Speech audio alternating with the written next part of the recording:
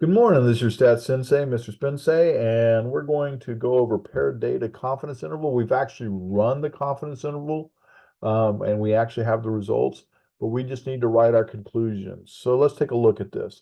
Professor Andy Neal measured the time in seconds required to catch a following meter stick for 12 randomly selected students.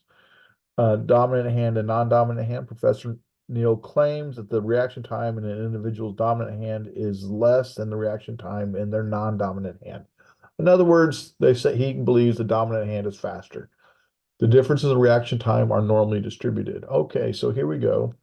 This is the first student, and his reaction speed. All right. It says create a 97% confidence interval for the mean difference is and explain the confidence level.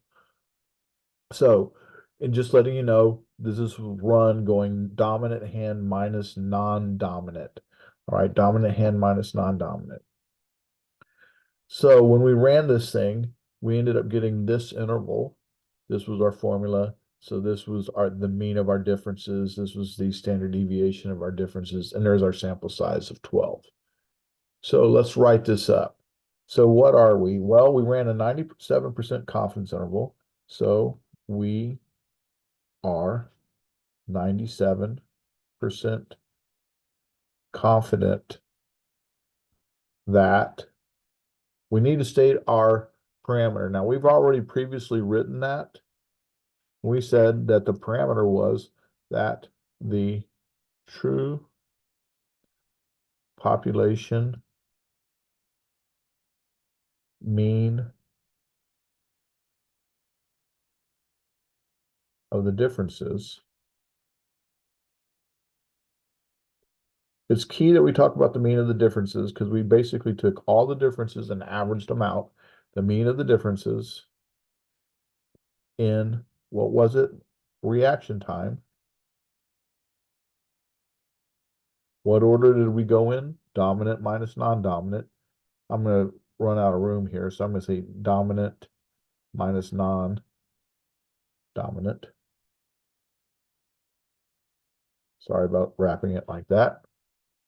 Lies within the interval. What was our interval? Negative 0.025 to negative 0.0014. All right. Now, I didn't specifically ask this, but 0 is not in the interval.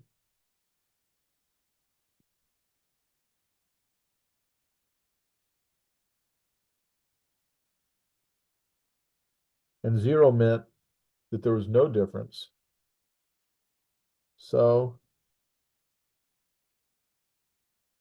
there is a difference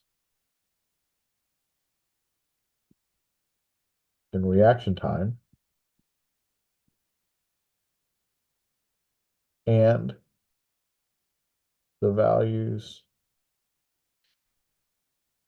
are negative.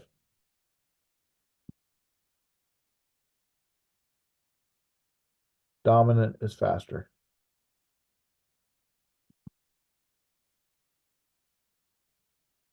Is faster. All right, now I didn't ask that, but we should know that anyway, because they very easily could have done so. Meaning, the meaning is we're talking about the meaning of the confidence level. So what is the meaning of 97%? Well, it just means that if we did this over and over again, so in repeated sampling, we expect this method to capture the true population mean of the differences. Again, we have to have mean of the differences in reaction time. What order? Dominant minus non-dominant. 97%